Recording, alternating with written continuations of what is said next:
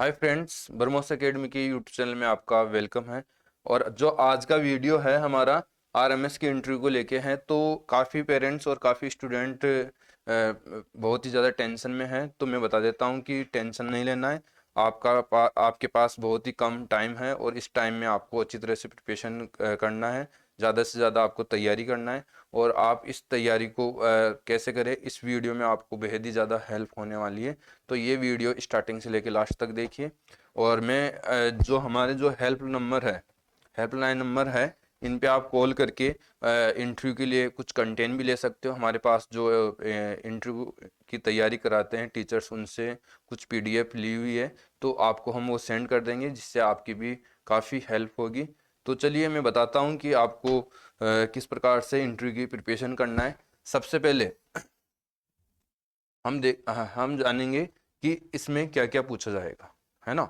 Important military school के जो interview में है, किस प्रकार के क्वेश्चंस पूछे गए, जो काफ़ी प्रीवियस ईयर में स्टूडेंट सेलेक्ट हुए हैं, उनसे हमने थोड़ा सा डिस्कशन किया है। और उनके बेस पर हम कुछ आपके सामने कंटेंट लेके आए हैं, उससे आप को समझाएंगे और उस पर आपको भी क्या करना है, अच्छी तरह से प्रिपरेशन करना है, जिससे आपको बहुत ही ज़्यादा अच्छे मार्क्स से आपका इंटरव्यू क्लियर हो। तो चलिए हम बात करते हैं। देखो, सबसे पहले जो इंटरव्यू के लिए आपका जो इंटरव्यू लेता है, वो सबसे पहले आप में जो देखता है वो चीज़ ये होती है कि आपकी बॉडी लैंग्वेज सबसे ज़्यादा इम्पोर्टेंट है। बॉडी लैंग्वेज का मीन्स है कि आपके जो शब्द है, वर्ड है, वो बिल्कुल एक्यूरेसी होना चाहिए, उनमें एक्यूरेसी बहुत ही अच्छी होनी चाहिए। और सेकंड है आपके अंदर कॉन्फिडेंस। आपके अंदर जो भी बोला जा रहा है, जो भी क्वेश्चंस का आपने उन्होंने क्वेश्चंस पूछा, उसका आप आंसर बता रहे हो, बिल्कुल वो कॉन्फिडेंस के साथ होना चाहिए। थर्ड हमारा है ड्रेस कोड, जो इम्पोर्टेंट है ड्रेस कोड। तो ये ड्रेस कोड भी आपको एग्जैक्ट जानना है। वाइट शर्ट, ब्लैक पैंट और जूते और टाई, ये बिल्कुल आपको पहले से रेडी रखना है और उनको पहन के 2 से 3 बार तैयारी भी करना है, जिससे कि आपकी कमियां आपको नजर आए, वो आप उसको इम्प्रूव कर सके और उनको सही करने का आपको मौका मिल जाएगा। तो पहले से आप ड्रेस कोड खरीद लीजिए, जिसमें जूते होंगे और एक टाई होगी, वाइट शर्ट होगा, पैंट होगा। ऐसे पहन के उसको 3 से 4 बार आप प्रैक्टिस करें, जिससे आपका बेहद ही ज़्यादा इम्प्रूवमेंट आएगा। और इसके बाद में ये सबसे ज़्यादा पहले इम्पोर्टेंट है, वो तीनों चीज़, है ना। तो बॉडी लैंग्वेज में आपका आ गया वर्ड की एक्यूरेसी, है ना। आप क्या बोल रहे हो, अगले पर्सन को, इंटरव्यू ले रहा है उस पर्सन को कम से कम समझ में आना चाहिए। जो वर्ड आप बोल रहे हो वो बिल्कुल एग्जैक्ट और एक्यूरेसी होनी चाहिए वर्ड में, है ना। तो वो होना चाहिए। दूसरा, सेकंड, कॉन्फिडेंस। आप जो भी क्वेश्चंस का आंसर रिप्लाई कर रहे हो, उसका आंसर बहुत ही ज़्यादा एक्यूरेसी के साथ, उनके वर्डों की एक्यूरेसी बहुत ही अच्छी होनी चाहिए।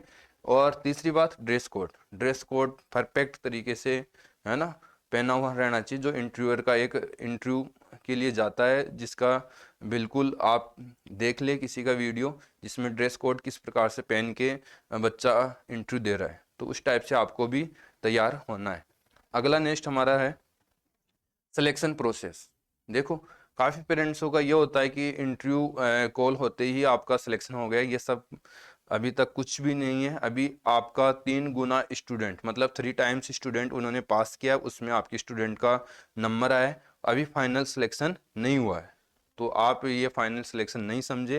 फाइनल सिलेक्शन का प्रोसेस क्या होता है मैं बताता हूँ आपको। चलिए यहाँ देखो, फाइनल सिलेक्शन के लिए सबसे पहले अभी आपका ओनली काम हुआ है, वो इतना सा हुआ है ना। रिटन एग्जाम, सीईटी एग्जाम आपका अभी आपने दिया है और उसमें पास हुए, और आप इंटरव्यू कॉल के लिए क्वालिफाइड हुए, है ना। आपका जो नंबर है वो 3 टाइम्स स्टूडेंट के अंदर ही है। ओके, अभी 3 टाइम्स मतलब हम इसको एग्जाम्पल के व्यू से ले तो 100 सीट के लिए 300 बच्चे पास किए हैं।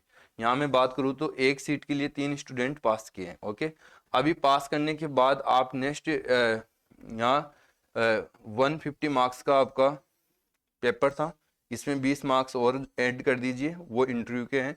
170 मार्क्स से आपका मेरिट बनेगा।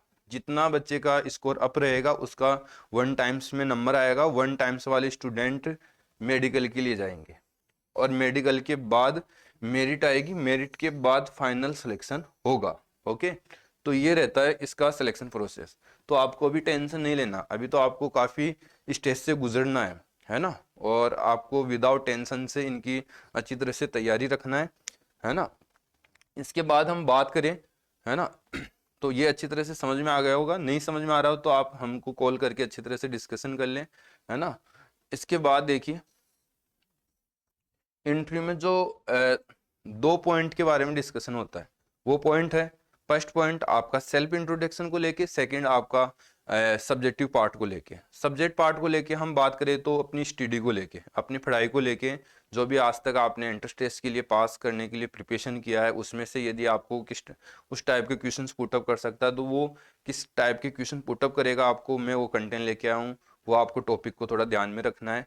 और सेल्फ इंट्रोडक्शन इसमें मोस्ट इंपॉर्टेंट है, क्योंकि ये एग्जाम से पहले नहीं होता है, कोई स्टूडेंट इसको एग्जाम से पहले नहीं जानता है, इसके एग्जाम पास करने के आफ्टर इसको जानता है स्टूडेंट। तो उसके बाद में जानने वाली चीज़ आपको सबसे ज़्यादा इंपॉर्टेंट है, उस पर आपको ध्यान देना है।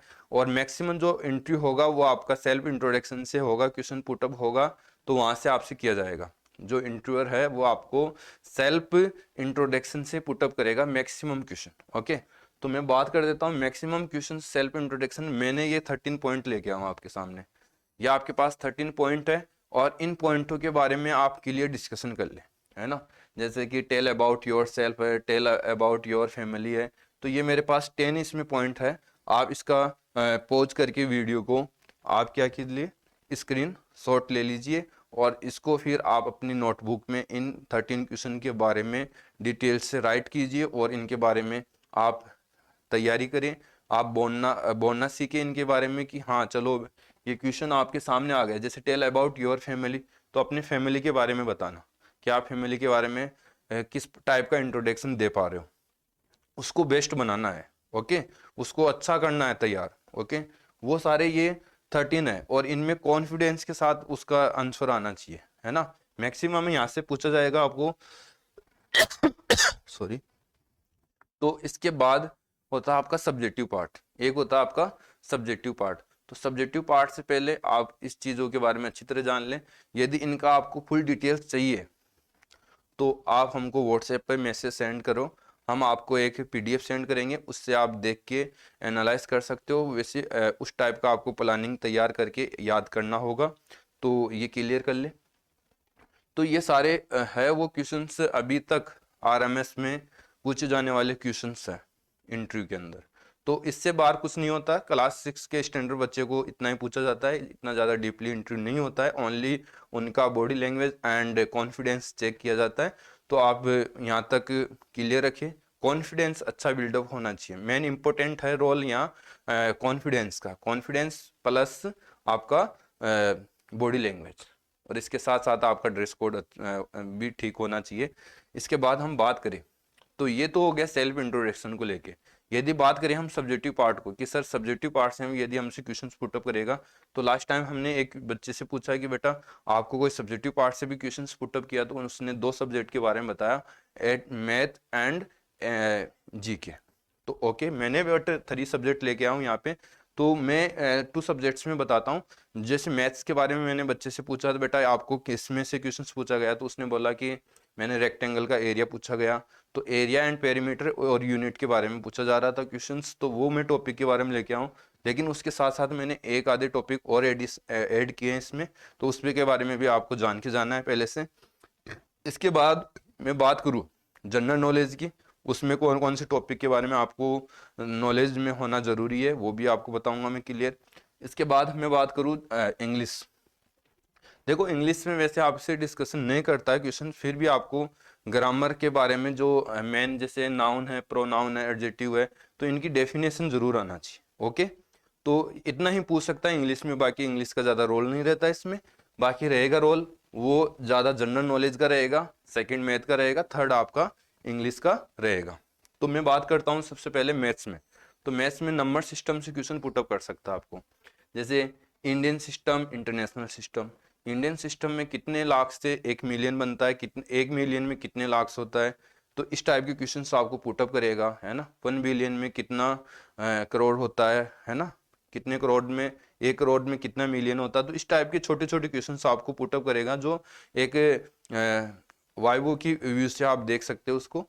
इसके बाद हम बात करें कि किस किस के बारे में आपको पता होना चाहिए। जैसे नंबर सिस्टम के अंदर Indian system, international system and आपका natural number, odd number, even number, prime number, composite number, twin prime number.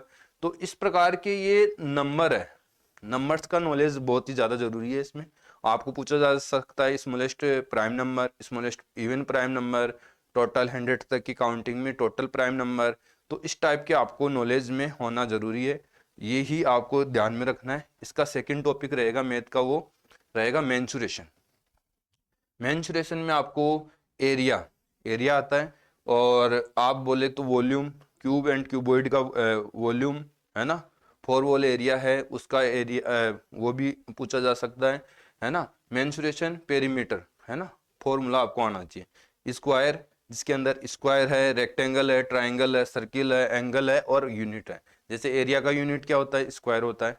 इसी प्रकार क्यूब का यूनिट क्या होता है, मतलब वॉल्यूम का यूनिट क्या होता है, क्यूब होता है, इस टाइप से। ओके, तो ये आपको आना चाहिए। ओके, इसके बाद हम बात करें जीके, इसमें इंपॉर्टेंट है क्योंकि जनरल नॉलेज से क्वेश्चंस काफी ज्यादा पूछने के चांसेस होता है। एक सेल्फ इंट्रोडक्शन, सेकंड पार्ट आता है आपका जीके का पार्ट। ओके, मैथ से ज्यादा इंपॉर्टेंट है जीके वाला। तो जीके वाले में भी क्या इंपॉर्टेंट है, मैंने टॉप पे रखा हुआ टॉपिक डिफेंस ऑफ इंडिया, जो भारत की डिफेंस है उसके सिस्टम के बारे में। जैसे सिस्टम में बात करें तो आर्मी के बारे में, जैसे इसकी रैंक है तीनों, हमारी डिफेंस है आर्मी, नेवी, एयरफोर्स। ओके, तीनों के बारे में, रैंक के बारे में आपको नॉलेज होना चाहिए, उनके इंपॉर्टेंट डे के बारे में पता होना चाहिए। इसके बाद हम बात करें इनके जो क्या नाम है, कमांड है, उनके बारे में पता होना चाहिए, है ना, हेड क्वार्टर है उनके बारे में पता होना चाहिए। ये सारा नॉलेज इसमें होना चाहिए आपको, मतलब ऑलमोस्टली आप, और इनका मोटो भी याद होना चाहिए आपको, ठीक है। और आप इन तीनों, एक वो सेल्फ इंट्रोडक्शन में भी आते हैं, यदि आर्मी और नेवी और एयरफोर्स में आप किसको चूज करोगे, क्यों चूज करके उसमें सेलेक्ट होना चाहते हो, उसके पीछे रीजन होना चाहिए। ये सारा डिस्कशन आप पहले से अपना क्वेश्चंस का आंसर बना के रेडी रखें कि हमको ये पुटअप करे तो ये हमारे पास आंसर होना चाहिए, एडवांस तैयारी होना जरूरी है। तो ये सब तैयार होना चाहिए। इंपॉर्टेंट डेज से आपसे क्वेश्चंस पूछ सकता है, जैसे वर्ल्ड टीचर्स डे है ना, चाइल्ड डे है ना, गर्ल्स चाइल्ड डे, ये सारा यूएनओ डे है ना। तो इस टाइप के आपको डे है, इंपॉर्टेंट डे है हमारे, वो सब याद होने चाहिए। इसके बाद हम बात करें रिसर्च सेंटर ऑफ इंडिया, जो रिसर्च सेंटर है हमारे इंपॉर्टेंट, और या हेड क्वार्टर है, जैसे यूएनओ का हेड क्वार्टर हो गया, इसरो का हेड क्वार्टर हो गया, डीआरडीओ का हेड क्वार्टर हो गया, जो मोस्ट आपके हेड क्वार्टर वो भी आपको पता होना चाहिए। इसके बाद बात करें जो इंपॉर्टेंट है, सुपरलेटिव इंडिया एंड वर्ल्ड है ना, इंडिया के अंदर सबसे बड़ा, छोटा, लार्ज है ना, वर्ल्ड के अंदर भी छोटा, बड़ा, लार्ज, वो भी आपको पूछा जा सकता है। फर्स्ट एंड लास्ट है ना, first and last and current. Okay, तीनों चीजें आपको पूछा जा सकता है, जैसे फर्स्ट प्राइम मिनिस्टर कौन था, प्रेसिडेंट कौन था, है ना। तो इस टाइप के क्वेश्चंस पूछा जा सकता है। करंटली कौन है, वो भी आपसे क्वेश्चन पुटअप कर सकता है, तो वो भी आपको रेडी रखना है, तैयार रखना है। तो इस प्रकार से जीके का कंटेंट भी आपको मैंने बताया, और इससे ही आपसे क्वेश्चन पुटअप करेगा। ये ऑलमोस्टली हमने अभी तक डिस्कशन करने के बेस पर ये निकला है, और वो आपके सामने हम लेके आए, और आप इसको अच्छी तरह से समझ भी रहे होंगे अच्छी तरह से। तो इम्पोर्टेंट है, यदि इसमें कोई आपको कोई कंटेंट नहीं मिल रहा है, तो फिर से मैं आपको बता रहा हूँ, आप हमको कॉल करके कंटेंट ले सकते हो, जिससे आपको हेल्प मिलेगी और आप भेद तैयार हो जाओगे, है ना। तो चलिए, अच्छी तरह से आपको समझ में आया होगा, और आपको कुछ इस वीडियो से हेल्प भी मिली होगी। हमारे यूट्यूब चैनल को सब्सक्राइब करें ताकि आगे जो हेल्पफुल वीडियो आपको मिलते रहे, और सबसे पहले कोई भी नोटिफिकेशन होता है हम अपने यूट्यूब चैनल पे लेके आते हैं, जिससे आपको सबसे पहले पता चले। तो thank you, okay, bye bye.